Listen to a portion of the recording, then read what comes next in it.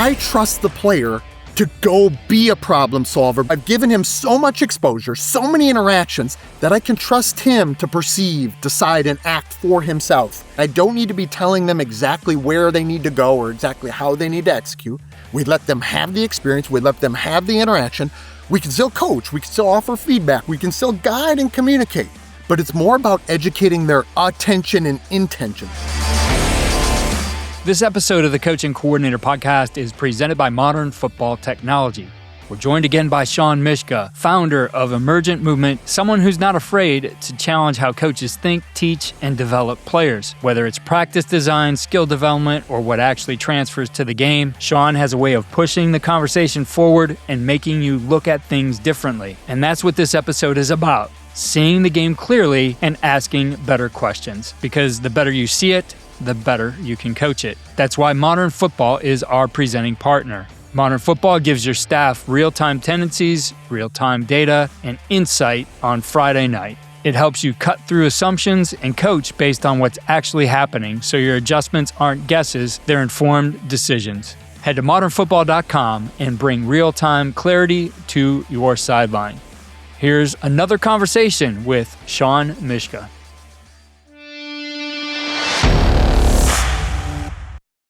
We're back for another episode of the Coach and Coordinator podcast presented by Modern Football Technology. And joining me again is Shawn Myszka, who is the CEO, the founder of Emergent Movement, does a ton of stuff in this space and seems to get people angry. I think, Shawn, I don't go through a week where you're not viral in the Twitter sphere. I got to shake up the snow globe once in a while. Even though we're in Minnesota, it's in April, the snow's finally melted, I still got to shake up that snow globe. Like you said, I do that once in a while.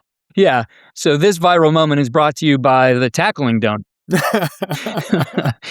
So that was the start of it. I can't remember who was doing the drill. Purdue, I believe, and they had It was Purdue. Yeah, they had the tackling donut rolling with a ball bungee corded into it and a guy coming and punching it out. And, you commented on that being, I love the comment was like, so, you will be prepared when they run that trick play when the donut rolls out onto the field. So the point being, the specificity of what we do and how that carries over to the game. And yes, we want to teach our players to punch the ball out, but that, doesn't necessarily mean that this is the way to teach it, or that actually does transfer. And, so then that was followed up by what appeared to most people to be a better drill because it was, I think, maybe Washington linebackers running, shuffling towards a guy and punching the ball out as that guy stands there like a mannequin. No resistance. The reality of all those things happening, do we want to teach those skills? Yes.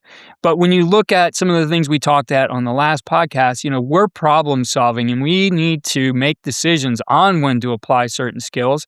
And I think everybody who teaches tackling will say that that punch isn't necessarily in every tackle type of play. There's a lot of things that go into it. That's more. Do we want to teach our players to be able to punch and have that movement? Yes. But other than teaching that punch, it doesn't get to the problem solving and the movement issues that occur within there. So let's start there today. Maybe we troubleshoot this drill a little bit, but then we have some other ideas and getting back into what we talked to the last time on sparring. So, but let's go ahead and talk through the peanut punch, as it's called. Let's shake up that snow globe even further and open that can of worms, should we, my friend? I think a number of the things that we had talked about on the last episode here, Keith, in regards to the actual application of an ecological approach, really kind of takes precedence here. Like if someone doesn't understand what our scope and scale of analysis is on the player-environment relationship, in the mutual reciprocal nature of it.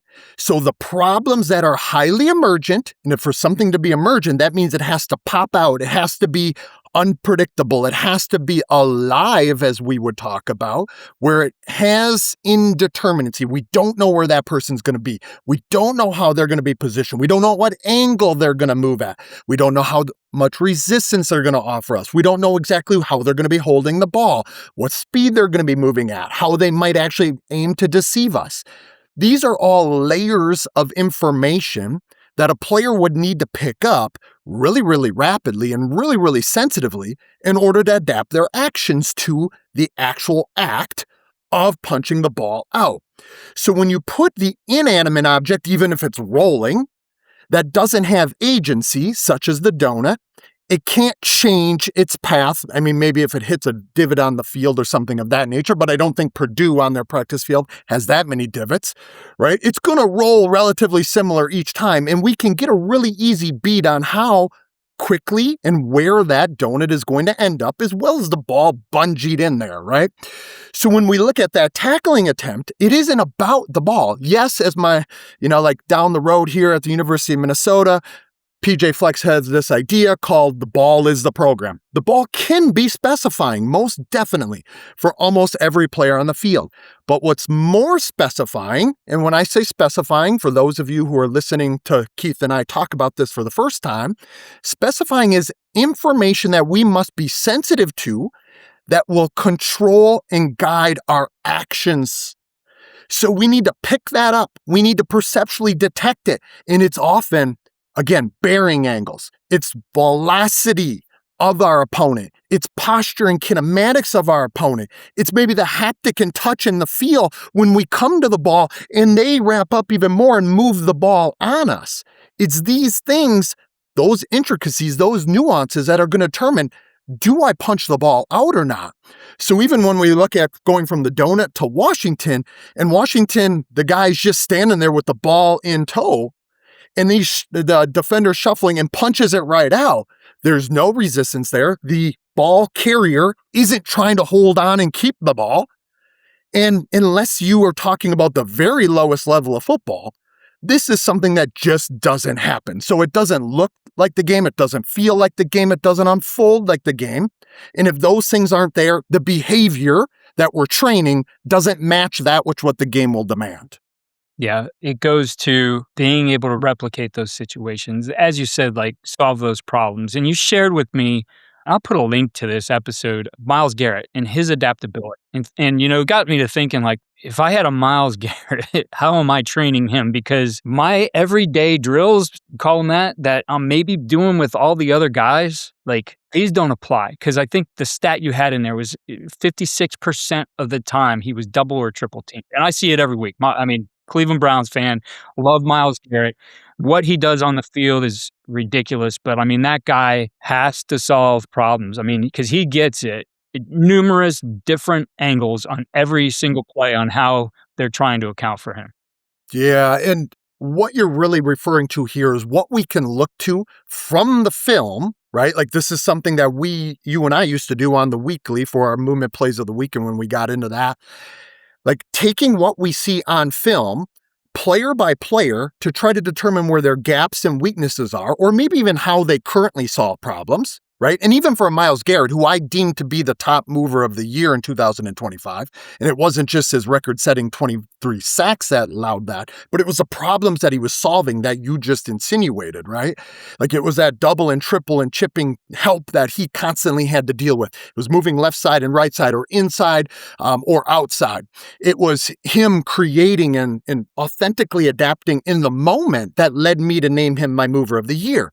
But where I was going with this is here, Keith, is we can take what we look at. If we dive deep enough in the film and we really look at it, we're not just investigating the player, we're looking at how the player interacts with the problems that are emerging in front of him. And so when we see that, even for the game's best, the world's best, we can then design activities that stretch them to their challenge point. We can then design activities where we constrain to afford. And if, that might seem like a play on words or just some, vocabulary that I didn't need to introduce, but I believe that it's important here. Because if we manipulate constraints that meet each player where they are, that's how their skill can actually grow and develop. So whether it's a Myles Garrett or whether it's your peewees or your developmental guys, like we can figure out the types of problems that they're having problems with and then design that into our activities. This is what I believe should happen at the National Football League, certainly. But I think even for our top guys at every level, we should probably be putting them in some of these situations because the everyday drills, the indie drills, typically aren't stretching them to that point. And if we don't stretch them to that point, like what are the everyday drills for? That's the time in the period where everyone would insinuate or imply that this is that individual's personal development time. But if it actually isn't stretching them in any way, shape, or form, there's no developing taking place. That's it. Yeah. A lot of this, I've had a decade away from actively being on the field and coaching and having my own players. They certainly have, I've worked with a lot of programs and consulting. I talked with a lot of coaches, but I've been sitting back for 10 years just learning the game. And I've had the benefit of 2,000 plus podcast episodes and talking to coaches and about the same amount of clinic sessions that we've done and seen a lot of good things. I've seen some things that, I wouldn't do.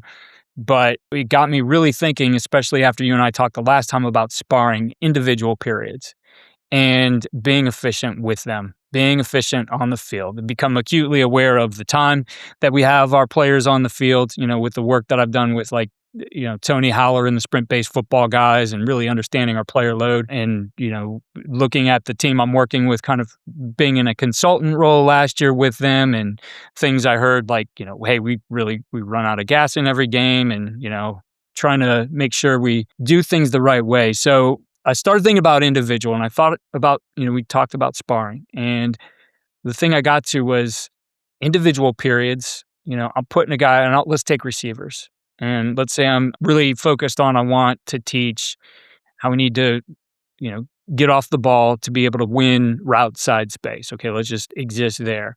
And so typically what I had done in the past is there's that guy out there with a coach who services that receiver and takes one move one way or the other. And it's just this snippet of you have to see something and make a decision, but it's still not that it's better, but it's not that 100% realistic type thing. And I got to thinking like, well, we're at a school with limited guys. We split our time in half and we got an individual period for offense. We got an individual period for defense. But what if we just combine those two things? And understood like who's going to be on the offensive side during this first part of individual, who's going to be on the D. And instead of, the other coaches kind of just assisting, like everybody's coaching too. Everybody's coaching, everybody's developing. And I take a corner out there and he's live too. And he's doing the things that he needs his coach to do within our scheme as well. And now we have the coaching going on both sides and getting back to like letting these guys problem solve instead of saying, all right, you do this reaction and I'm pointing, you go here or there. Like you do what you naturally do. My guy needs to do what he naturally does. And then let's coach them up based on that. Let them discover too. Because what I've really gotten to is I've tried to move away from giving them and giving them feedback and telling them you did this or that. Is, this is more inner game of tennis type things, like getting to ask them the questions, what did you see? What did you feel? What happened here? Why did you do this? And letting them come to those answers. Right now, I want to create the language where we can have those conversations in a crisp way, and that we've codified everything that, these one or two words mean something to us both in this communication. That's stuff that you have to do going into it. But really thinking more in terms of what you and I talked about the last time and turning into a sparring session that we can eliminate those two separate individual periods, probably for most things, at least cut it back drastically. And now we're being more efficient with time and we're certainly being more efficient with load. Yeah, so a couple of things that I love there, a number of things that I love. The first thing that you're really picking up if you're a listener from what you're hearing from what was unpacked by Keith is this idea from J.J. Gibson of behavior affording behavior. In any complex sporting activity, it's usually the behaviors of another that are going to channel our opportunities to act if we exist on the other side, right? So I've said for years, and you probably have heard me say it, that if indie periods looked more like one-on-ones or more like crossover periods, if every team's indie period or everyday drills actually had these types of sparring engagements, all of a sudden aliveness goes up. And when I say aliveness, I mean the opponent on the other side, we don't exactly know how they're going to behave on that respective rep. All of a sudden, there's a lot more information to swim in, even if it's a 1v1 interaction. And that information such as posture, kinematics, interpersonal distance, the speed they're moving, what strategy are they using, the energy that they're moving with. And all of a sudden, it's those things that create our potential opportunities to act. And if they create our potential opportunities to act, we get to change the nuances of our problem-solving process, what information we're picking up, the decisions we make. There's not just one decision on the table, there's a bunch of them now. The way that we adapt our action, we're not just trying to repeat an action, but instead we get to the heart of what contemporary skill acquisition science would tell us. This idea of repetition without repetition, no two movement problems are the same, therefore no two movement solutions are the same. Nikolai Bernstein would have told us that way back in the 60s. We are repeating the process of solving those problems again and again, as opposed to repeating the techniques. Because the techniques are very, very much in a container, whereas the problem-solving process is much more open, much more responsive to what is actually there, or as Bruce Lee would call, the what is. We get to interact with the what is every single time then. No two corners are going to behave the same if I'm that receiver, and so I'm going to have to adjust my release every single time with every guy that I'm facing. Shoot, even if I'm facing the same guy each and every time, he's going to change because we just had this sparring engagement. So we're both going to be stretching each other at all times. All of a sudden, development goes through the roof. And I've said for a long, long time that the first teams at the higher levels that get this and change their indie periods to be more alive, change your indie periods to have more repetition without repetition, change your indie periods to look more like one-on-one or crossover periods, they're going to succeed and succeed wildly when they do so. Yeah, I think there's so much application here in what we do, and knowing that none of this really has to turn into full play reps. There's going to be certain parts of what you want to do. Like I did one of these. I had tried one of these in the winter here with some guys I was working with. We're working on our 4 verticals and the decision that our seam reader has to make based on, the leverage of that defender. And instead of the full run up to that defender where, you have a lot of time to make the decision because you kind of start to see where he's at. We cut that space down. This goes to the constraints. We cut that space down. So it was basically, I think it was about 3 steps or 5 yards into it. And the defensive guy was out there and making him make his decision at that point. Is he going to stay on top of him? Is he getting inside of him? Is he spinning away? That decision having to be made pretty quickly there and then look for the ball. Like, I think in some ways, like I said, it forces the focus on that decision he has to make and it speeds up the timing of it. So you do get that feeling probably when he goes back to running the full rep of, well, this is a lot easier than what I was just doing. Well, there's also something here, and of course, if we circle things, bring things back full circle to the viral moment with the donut in the ball, and me suggesting that there should be aliveness and there should be an opponent there. I got a bunch of comments, people saying like, oh, this guy obviously doesn't care about injuries in CTE. Like the rationale that there can only be going on a donut or full speed, 100%, balls to the wall, hair on fire. Like why people can't realize that we need to exist in the middle. And by existing in the middle, we don't have to have someone for it to be alive or it to be representative. The person doesn't have to be going to take your head off. The person doesn't have to be going to do a full wrap-up tackle in the viral moment example. Or in your example with the seam reading, like you don't have to do the full route. So all of a sudden we have minimal reps that we can actually get because people are going at such a high intensity, or that maybe the risk is higher, or maybe that we have more information than the player can handle. We can still constrain to afford. So we can manipulate constraints accordingly, much like what you did, Keith. So it feels like the game. It feels like a slice and snippet of the game, but it isn't watered down so it's so isolated where the player doesn't have to make a decision. And that's so often what actually happens in many people's drill design. There is very little information to actually connect to that could be unpredictable. And then there's very few options on the table for the decisions that need to be made. And if the decisions aren't being made, and there isn't a live information to pick up and detect that could channel the adaptability of our actions, I just don't think it has very much transfer at all, at least from a skill execution standpoint. And this was something that I wanted to make sure that I insinuated on almost every activity that I criticize. It could be being used for something else. It could be used for physical preparation or something of that sort, right? But it might not be skill execution. In fact, someone did come up with a decent comment to me saying something like, well, if this doesn't drive skill, then you must think that stepping over bags or hitting a dummy doesn't develop skill either. And I said, absolutely, you're right. I don't think those things develop skill. They develop something else. They might develop the physical capacities to do it, but they do not develop the actual skill, which needs the problem-solving nature and the problem-solving process, perceiving, deciding, and acting. Yes.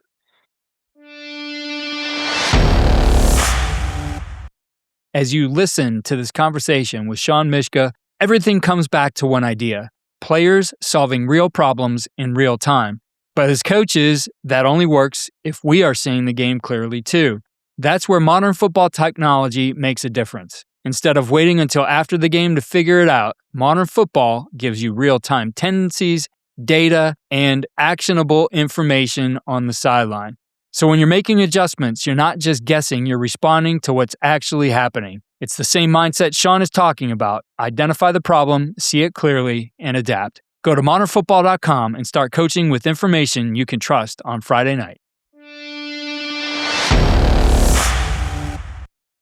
Going back to it, I mentioned, doing it for me, just doing a part of a particular rep to teach what happens in that particular segment of the play. And I remember going to, this is when I dropped my daughter off at Mississippi State and going to practice there when Mike Leach was there and Eric Mealy. And, I watched, they had one period where there was no ball. It was receivers and DBs working releases on the line of scrimmage. And, the objective was basically 5 yards win. And I don't even think it was a 5-minute period they did it. It could have been like 3, but the amount of reps that they got in, because that's what was the focus. Like, we just need to win this part of the drill. It wasn't, the whole one-on-one. It was amazing. And again, these guys are out there, they like running a lot of team at, a Mike Leach air raid type team, but they still needed to work on those skills. So they found a way to do it in a very constricted area, as far as the running. And guys were working, and the defense was against the offense. It was that, little sparring session there. And so I think it's the creativity in those. Like we've talked about, a lot of reps on air and whatever, and very limited usefulness as you get into the season for those things. But it was a special teams rep. And Eric was a special teams coordinator, punt teams going against air, getting a few reps in. It was interesting. I'm like, why did you have, they had a flat cone out there. I said, you had your guys spin around against this cone. And then when they heard the ball, they basically got one time around, thump of the ball, they took off. He said, because I need them, instead of coming from a perfect drop on their protection, I need them coming from different angles that they might be put in to get to the ball, that it's not always going to be the perfect drop and you're right here and you get away clean. They're going to get pushed out of lanes. They're going to get distorted in different ways.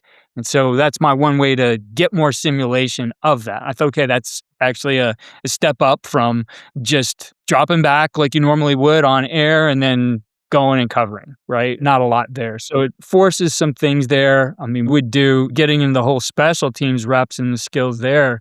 We call them 2 whistle drills, and, working within each whistle on certain parts of getting your leverage while you're both running on, not before contact, before air, and understanding where you need to run to and how you need to see where this guy is so that when that second whistle blows and you have to go initiate contact, which is after the drop point, like, where to be then and how to adjust. So a lot of this goes to, as we're talking about this, Shawn, it's a heck of a lot easier if I just line up and do individual drills the way we always have. Right? Like, this does require for me a little bit of creativity. It requires work that I put it together and work that I manage it. But I think when we look at it, that's the art of coaching. Like you're saying, like the teams that start moving towards individual periods that are more like sparring sessions or one-on-ones in that real problem solving application that you do need to execute on game day, all these things do start to make a difference. But it also doesn't have to. I think you start discarding a lot of things that maybe are just noise and activity. I think you hit the nail on the head there. And the other thing that I would say that it requires, along with the creativity and sort of being willing to absorb what is useful from that what you are currently doing and continue to make tweaks and adjustments to it, but then discarding what you don't feel is useful any longer that you might have held on to just because it looks a certain way, or just because you can get guys to behave in accordance with one another. So the other thing that it would require, Keith, is this.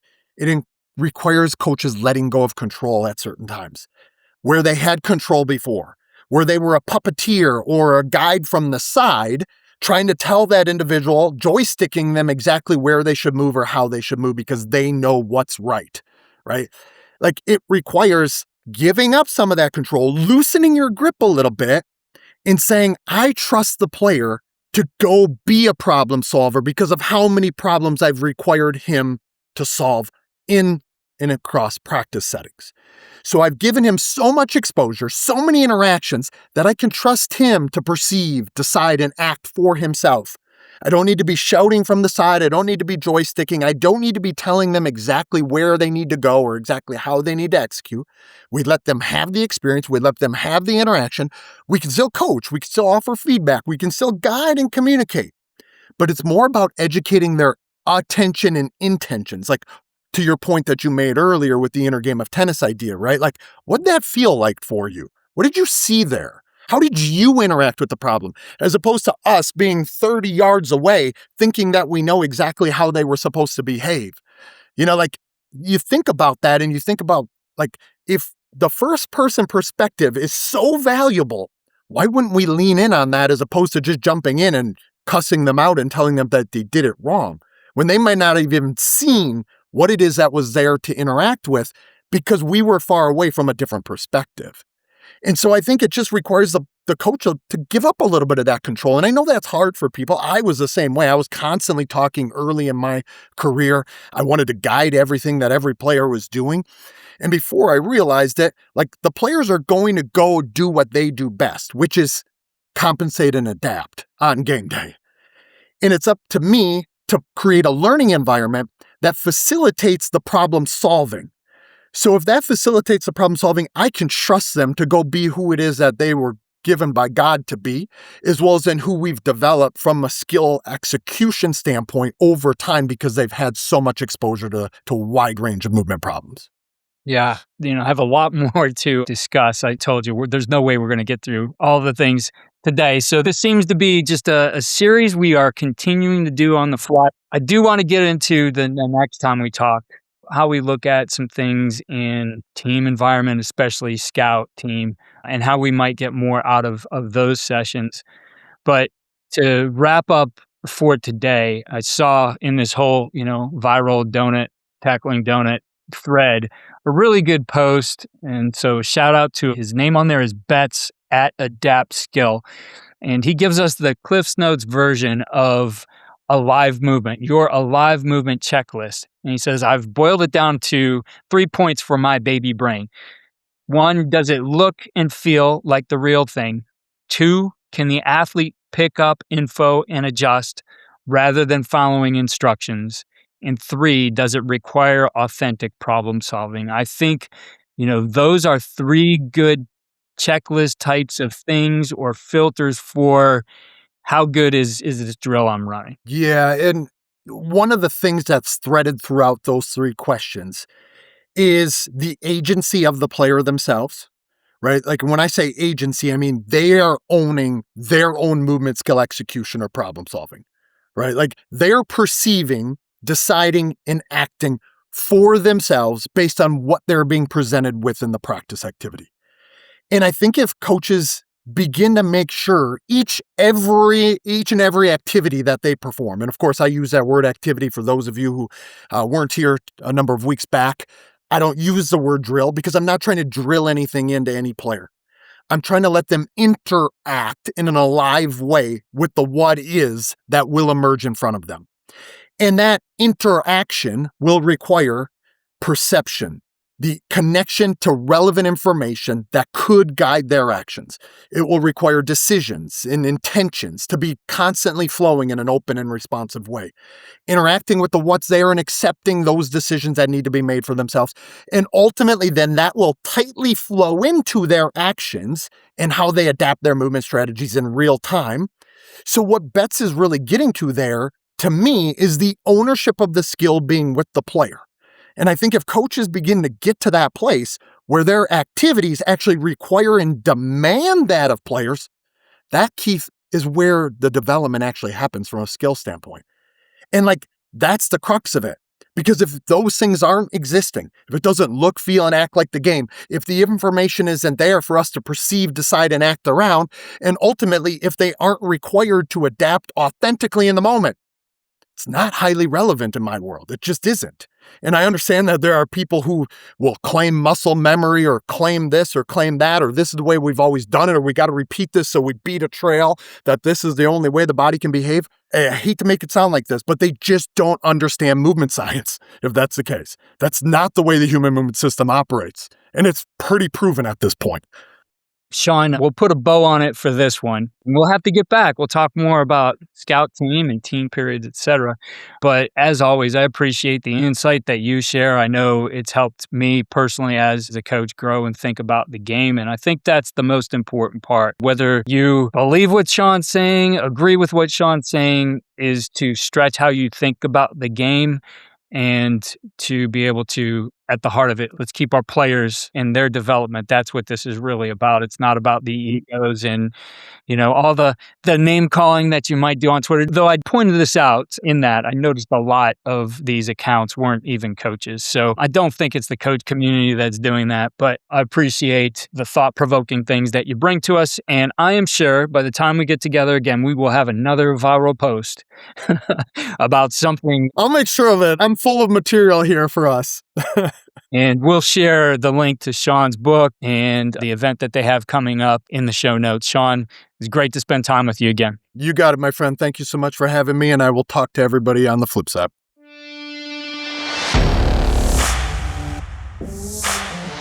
Thanks for listening to the Coaching Coordinator Podcast presented by Modern Football. If this conversation with Shawn Myszka challenged how you think about practice, problem solving, and player development, take that same mindset to Friday night. Modern Football helps your staff see what's actually happening in the game with real-time tendencies, automated reports, and sideline data that you can act on. Stop waiting until the film review to find the adjustments.